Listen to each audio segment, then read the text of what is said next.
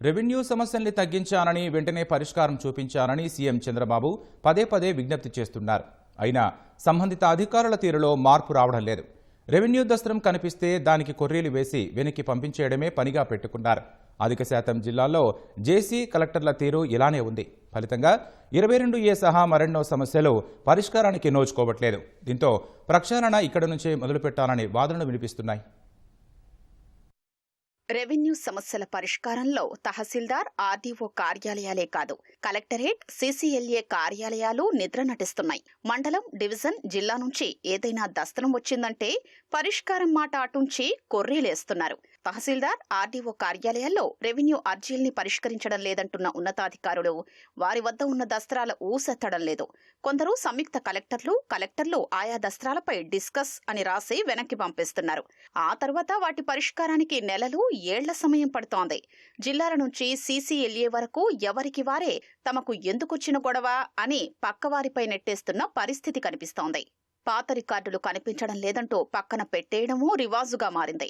ఎన్ని కొర్రీలు వేస్తే అంత గొప్పగా పరిశీలించినట్లు లెక్క అనే భావన కలెక్టరేట్లలోని కొందరు రెవెన్యూ అధికారుల్లో పాతుకుపోయింది.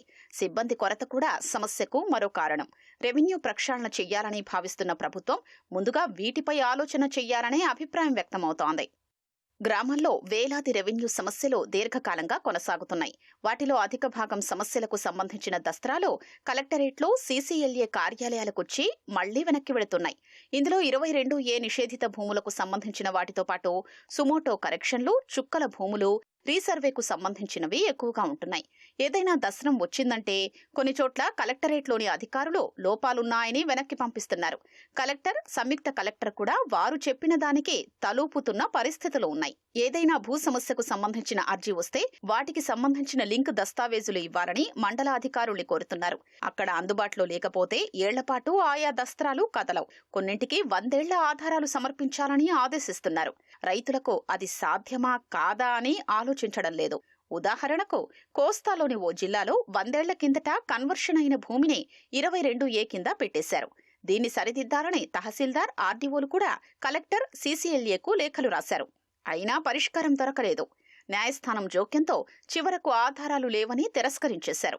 ఈ సమస్య కారణంగా సుమారు 40 మంది రైతులు ఇబ్బంది పడుతున్నారు. ఇలాంటి కేసులు రాష్ట్రంలో వేలల్లో ఉన్నాయి. ప్రభుత్వం వీటన్నింటిపై దృష్టి సారించాల్సిన అవసరం ఉంది.